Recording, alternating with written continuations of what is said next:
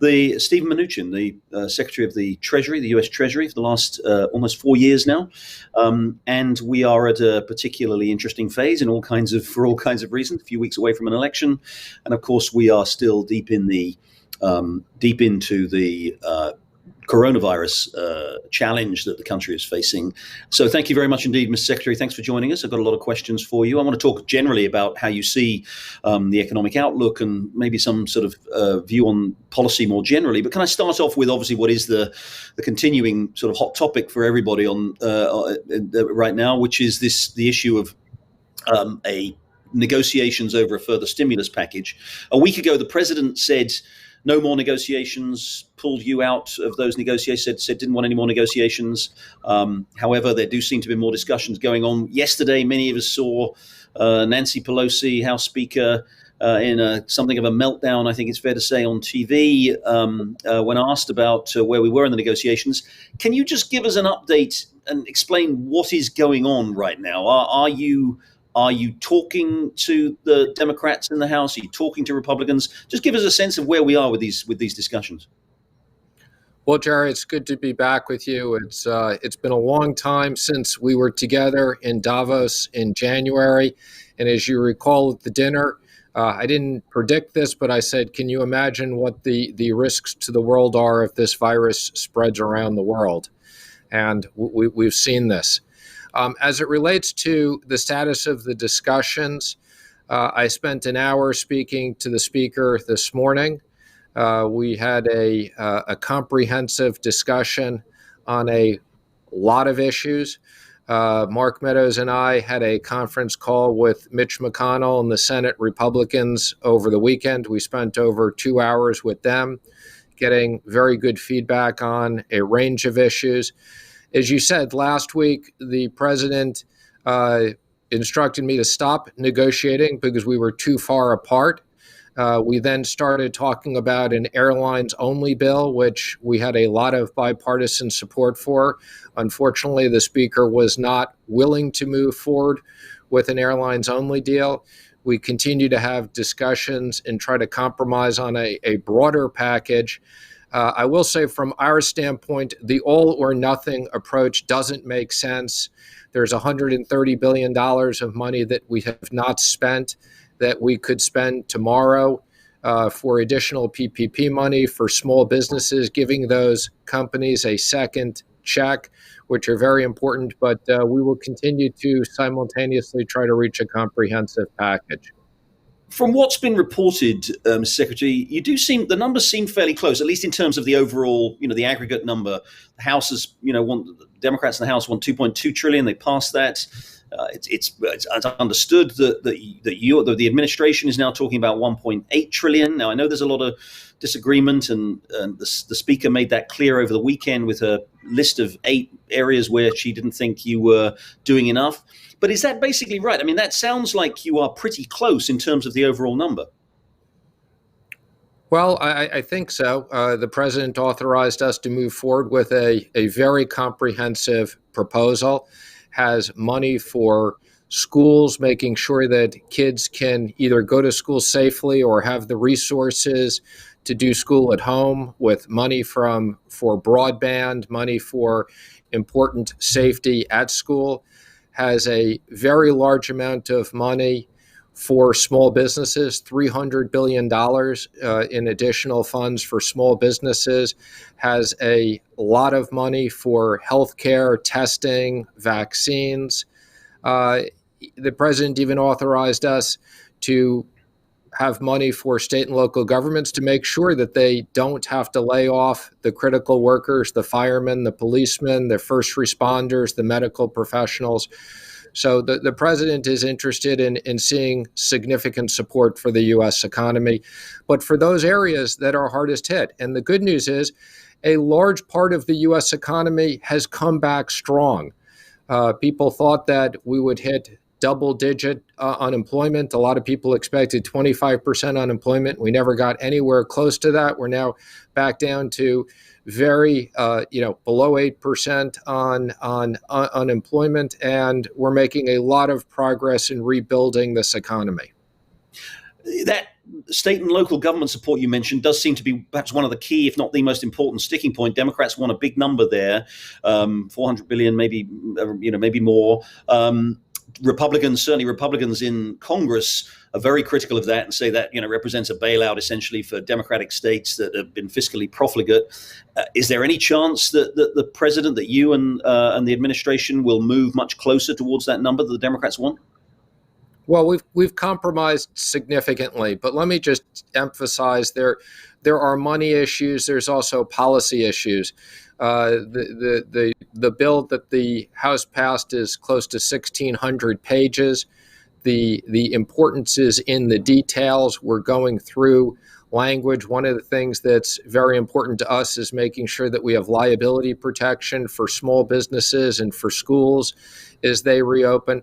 There's lots of significant issues here, but the main point is the president wants to make sure that areas of the economy that have been hurt by COVID through no fault of their own, small businesses, restaurants, hotels, airline workers, these are areas of the economy that need support now, and that's what the president and I and Mark Meadows are focused on. But just to be clear, that means then it doesn't sound like you're willing to go much further on state and local government support, which is such a big issue for Democrats. I think we've made an extraordinary compromise on that. But let me just emphasize that that's just one area. And yes, we do want to make sure that we don't want to bail out pensions. We don't want to have bad practices. We've encouraged in certain places there may be the need for financial control boards, which would be set by the states. We want to make sure that the finances are proper and in order, but we also want to make sure that policemen, firemen, first responders don't get laid off. That would have a cost to the federal government in unemployment, but also a cost to the economy. So that's something we're very focused on. But again, there are some states that are spending more money. There's many states that their revenues are actually going to be up for the year. So we got to focus on the economy is reopening and is coming back strong in many, many areas. You said you spoke with Speaker Pelosi this morning for an hour. Did you get the impression that was there movement? Did she move closer? Did you get closer to a deal? I would say that we continue to have discussions. Again, there's a lot of details other than just the top line number that we're exchanging paper. We continue to make progress on certain issues. On certain issues, we continue to be far apart. We are less than 3 weeks from an election. There's a strong sense a lot of people have that perhaps on both sides, but certainly on the Democratic side, that the politics are taking over here. Perhaps they don't really want a deal. They don't want to do anything that could, in some way, the president could tout as a triumph with just 2 or 3 weeks to go for the election. They're happy to wait. They think they're going to win the election. They think they're going to take back the Senate, and they think they're going to be able to do much more for the economy in a few weeks' time. Why give the president something now? Do you think that's a reality? I think that definitely is part of the reality. That's definitely an issue. But the president is very focused on when he wins, we will need to do more. So that's part of the reason to continue to work on this. The clock will not stop. I'd say at this point, getting something done before the election and executing on that would be difficult, just given where we are in the level of details. But we're going to try to continue to work through these issues. And again, from our perspective, we could have immediate help to many important parts of the economy now. In terms of airlines, there was enormous bipartisan support to extend support to the airlines to make sure that they didn't have to lay off all those workers. Again, that through no fault of their own. We had a great airline industry, an efficient airline industry. Again, it's been shut down because of COVID. I fully expect that it'll reopen and recover as we get more testing and as we get a vaccine. We could immediately disperse $130 billion that we have left over. We have that sitting in the Treasury's bank accounts that we could send out tomorrow to small businesses. I know Mitch McConnell is going to try to bring that to the floor in the Senate. Perhaps we'll get some bipartisan support there. You mentioned Mitch McConnell. It's also a lot of Republicans are not really very happy with this kind of any kind of level of stimulus in the $2 trillion range. They point out we've already had a $3 trillion fiscal input earlier in the year, adding another $2 trillion to the debt. We're already over 100% of GDP federal debt. How do you persuade skeptical Republicans in the Senate, in particular, even if you did get a deal with the Democrats, how do you persuade them to do what they think is fiscally responsible? Well, I think, as you know, we had a complete agreement on a targeted Republican bill in the Senate. It would have delivered significant resources to those areas of the economy that need it the most. And one of the things we're very focused on is it's more impactful to put money in the economy now than it is down the road. So from our standpoint, we would have injected money into the areas that need it most now. The Democrats wouldn't proceed on that basis. So that's the reason why we're trying to build bipartisan support. Or just say we're very proud that when COVID hit and we had to shut down the economy, we passed two significant bills, first in the Senate, 96-0 and 100-0, unprecedented. They were then passed in the House with unprecedented support. And because of that, and because the president was able to instruct us to get this money into the economy quickly, that's one of the reasons why we're fortunate that the economy has rebounded as much as it has. You're right, and the economy has rebounded sharply. I was talking to some Wall Street economists yesterday who also, we're going to get the GDP numbers obviously at the end of the month. That's going to be a huge number for the third quarter, as we know, because of the bounce back from the second quarter. But the early evidence, it seems in the current quarter, the data that we've seen, credit card data, mobile phone data, does seem to suggest that the economy is actually holding up pretty well. Right up till now. And in fact, this V-shaped recovery that you've talked about, while there's some question marks about unemployment and some of the other data, does seem to be doing pretty well. So, how do you see it? I mean, you're very close to this. You get a good sense of what's going on. How do you see this economic recovery continuing? Well, the good news is both the direct programs that we did, putting money into the economy and working with the Federal Reserve. We stood up over 13 Federal Reserve facilities. And in many cases, the mere announcement of those facilities sparked the opening of the markets. So I think, we've had unprecedented issuance of investment-grade corporate bonds. Companies that we thought we were going to have to fund direct, like Boeing and many of the airlines, were able to raise unprecedented amounts of money. So in many of these cases, the mere announcements of these programs created enormous opportunities and unlocked the markets.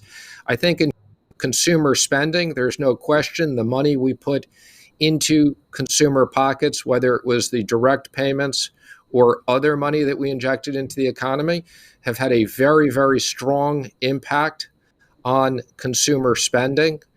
And I think you're seeing two parts of the economy. The majority of the economy is rebounding back very strong. The parts of the economy that are still subject to travel, entertainment, restaurants, performances, those types of things are still suffering. And that's why we want a much more targeted approach, and also to make sure that we have the money to fight the virus, because the solution here, and we're very pleased with the rate of progress on vaccines and testing, and unlike previous financial crisis, the end will be in sight on this shortly. Do you think, as your colleague Larry Kudlow talks about a lot, do you think we're still very much on the upswing in a V-shaped recovery? I do. I think you're going to see a very strong GDP number. Again, I think people get caught up in all these different letters. I think what you have seen is tremendous job creation, people getting back to work, but our work is not done. The president wants to make sure that we get every single person back to work, that lost their job because of COVID, and that's what we are focused on doing. And as you mentioned, you talked about the differential performance of businesses that are particularly hard hit by COVID. Also, huge number of small businesses have been hit really hard, and I know you've talked about support for those. And again, we don't get into these letters, K-shaped recovery, whatever. But is that something that's going to need to be addressed? That one of the challenges is that big companies, especially tech, especially retail, major companies generally have actually done pretty well in the last 6 months. Small businesses have really suffered hard and are getting hit even harder. And if we go into whatever we may have this winter, could suffer more. Do you worry about that, about the long-term impact on the differential impact on big versus small businesses? I do worry about that. And as you said, some of these companies are having record years. There's certain parts of the economy that literally businesses are doing much better than they've ever done before. There are other areas, and small businesses make up close to 50% of the private workforce. That's why we want to inject $300 billion to help them, because many of these businesses, if we don't get money to them soon, won't be here when the economy recovers next week. And that's why really our approach is, let's not wait for the big bang and everything being perfect. Let's get money into the economy now where we have bipartisan support to help these. And I don't agree with the speaker's approach of we have to do all or nothing. We're continuing to negotiate a comprehensive bill, but we want to put money into the economy now, and we have a lot of money that is authorized that we can't use from the last CARES Act. So we have probably over $300 billion that we could repurpose tomorrow with approval from Congress. Let's talk, if we may, just briefly about the international picture. IMF meetings obviously been going on. The Trump administration has taken a very tough line with China, obviously on trade. That's obviously taken something of a backseat with COVID in the news so much for the line, dominating policy for the last 9 months. But of course, there's a lot of people in the Republican Party, a lot of people in the administration who actually feel that COVID itself is a further indication of how, if you like, how unfair China is, and how China needs to be, the China challenge needs to be addressed, because after all, it was where the virus started, and there are those who argue it didn't do enough to spread it. Do you think that once we're through this, do you think we're going to see, is this administration, Trump, if the president is reelected next month, are we going to see an even tougher line with China on some of these issues? Well, I think, President Trump is the first president that has really confronted these economic issues with China. So previous administrations, both Republicans and Democrats, have tried to open up to China and thought the more that we opened up to them, the bigger the opportunities would be for U.S. companies. I think this turned out to be our markets were open to them and their markets were not open to us. We've made extraordinary progress this year in rebalancing the trading relationship. You've seen this in the trade numbers with China. Ambassador Lighthizer has done really an extraordinary job negotiating the Phase 1 trade deal and also enforcing the Phase 1 trade deal. So we've made enormous progress on that. In the president's second term, he will continue with that. I think, we still have significant tariffs on China to encourage them to open up more. And as it relates to other international organizations, we are the president of the G7 this year.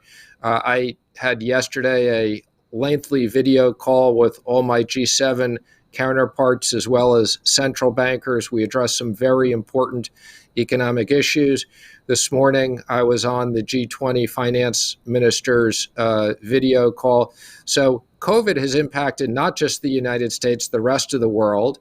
And I do think China needs to be much more transparent about how did COVID start, how did it get around the rest of the world, and why they shut down travel inside of China and didn't shut it down outside. This has had a terrible impact on not just the United States, but many countries around the world. And I think people want more transparency and answers. Is China going to have to pay for those failures? Well, we'll have to figure that out. But for now, the first step is information. You've been seen as someone, though, who's been within the administration while obviously negotiating with China, as someone who's perhaps maybe a little concerned about some of the fallout from an economic situation, an international situation where there isn't good, strong, positive relations between the two largest economies in the world. Do you worry that what's happened this year is going to lead to further deterioration in the relationship between the US and China? Well, I've always thought that a balanced economic relationship with China is in our interest and is in their interest longer term. And we have fought hard to rebalance the economic relationship. If we can get that right, China has a large growing middle class, over 300 million people. If U.S. companies and U.S. workers can compete for that business, it's one of the largest opportunities. If we can't compete for that business fairly, then they should not have free access to the U.S. system. This needs to be a fair, reciprocal trading relationship. And that's been the president's approach to trade overall, which I think we've made enormous progress. The U.S.-Mexico-Canada deal really brought our trading relationships, our largest trading relationships, into the modern era. And I think particularly as we all recover from COVID, that deal is going to create enormous growth for us in Mexico and Canada. And quickly on Europe, the president again has been very critical of a lot of European trade policies, particularly raising the threat of tariffs on autos. Again, once we're through this crisis, however long it is Europe going to be held to account too in the way that China has over the last few years?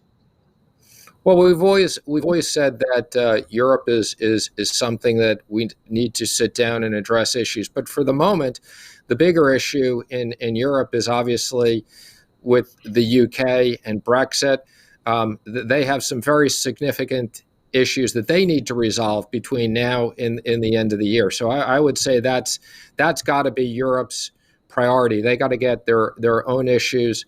And again, our desire is to make sure we finish a trade agreement with the UK.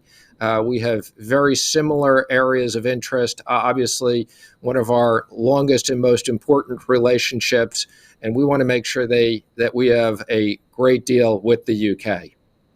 And how's that going? And when can we expect that deal with the UK to be sealed? Well, again, that's something that Ambassador Lighthizer has been working on, but it's critical that the UK finishes their deal with Europe so that we can run these in tandem. Just got a few minutes left, Mr. Secretary. I want to ask you, as you look back over this last year in particular, and what's happened with COVID and the impact it's had on the economy, what's your sense from where you stand of what the lasting changes to the US and the global economy will be from this? People have talked about, supply chain interruption, meaning that we'll become much more nationally focused. Perhaps there'll be other implications to the way people work. Give us your sense, if you would, of what you think the most important lasting changes will be. Well, first, let me just say, I think the way the U.S. has dealt with this has been incredibly important. So although it's had an impact on our economy, we're in the fortunate place that we all came together earlier in the year under the president's leadership and really saved what would have been the worst economic situation since the Great Depression. So although there's a lot of work to do now, in terms of longer term issues, we've always been focused on creating more U.S. manufacturing jobs. That's something that we were very focused on before all of COVID. I think the one real wake-up call for companies all around the world is to make sure that they have diversified supply chains, that as we've seen, making sure that we have diversified supply chains, making sure that for the U.S., from a national security standpoint, we have critical supply chains here for our most important national security issues or with our strongest allies. Looking at you spent a long time on Wall Street. You know financial markets very, very well. Everybody can follow what's been going on. I've been speaking to people in the last week or so about what looks to be relative optimism on Wall Street. One of the stories you get there seems to be the kind of the defining story right now is that investors are increasingly expecting Joe Biden to win next month, for the Democrats to take the Senate. And markets, as a result, are responding positively because they like the idea of a big Biden stimulus. The president, I know, watches the stock market very carefully. That does seem to be driving optimism right now. Isn't that right? Well, let me just say, I know that's a media line that's out there. I'm not sure I agree with that. I think you have two very different economic programs. The Trump program is a very pro-growth, pro-business, tax cuts. You've seen in us executing this, we had a great economy, we will have a great economy, and the markets have responded to that. The Biden economic plan is a higher tax plan. He intends to raise taxes on both corporations and individuals. He's talking about raising capital gains taxes to record levels. That normally kills investment.